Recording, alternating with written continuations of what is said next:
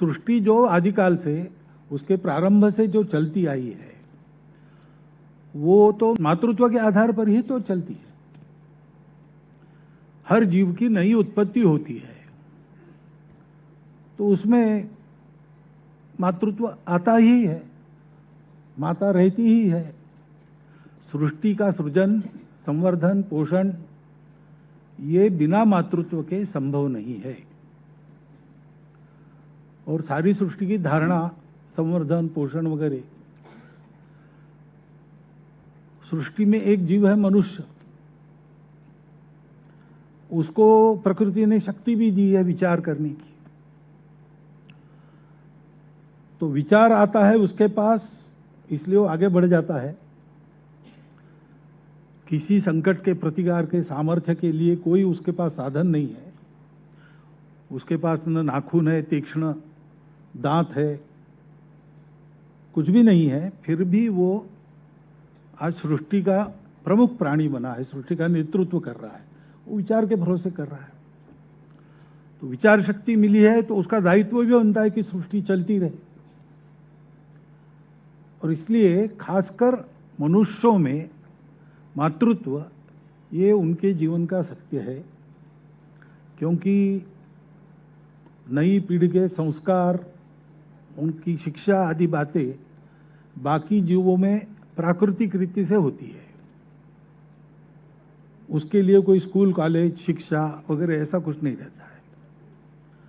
परंतु मनुष्यों में विचार होने के कारण वो अच्छा भी हो सकता है और गड़बड़ भी कर सकता है।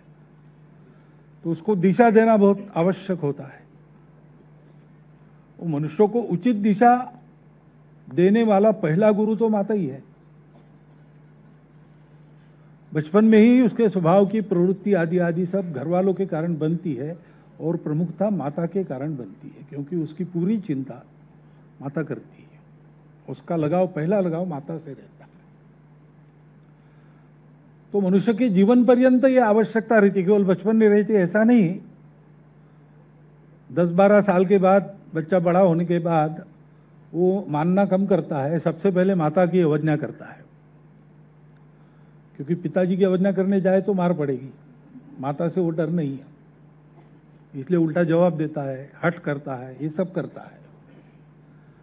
बाद में जिसको अंग्रेजी में टीन एज कहते हैं, वो समाप्त होने के बाद फिर बाहर की दुनिया में जाता है तो फिर उसको जरा वस्तु स्थिति का भान आता है, तो थोड़ा संयमित हो जाता है, अपने आप को एक नियंत्रण में रखता है, अपने जीवन में आगे बढ़ने के लिए कई अच्छी बातों को अपनाता भी है। ऐसा चल के अपना जीवन पूरा करने तक उसको प्रत्यक्ष शिक्षा की आवश्यकता नहीं रही तो भी एक भावनिक समर्थन की जो आवश्यकता रहती है, कहीं पर जाकर रो सकूं, कहीं पर जाकर एक शांति पा सकूं, ऐसा एक सहज और सर्वदा उपलब्ध स्थान वो माता का ही रहता है। तो इसलिए ये मनुष्यों की जीवन पर्यंत आवश्यकता है। और अब्जावधि वर्षों के पहले सृष्टि उत्पन्न हुई, तब से अब तक ये मातृत्व की परंपरा चल रही है। उससे हम सब पृथ्वीवासी उत्तम रीति से अवगत है।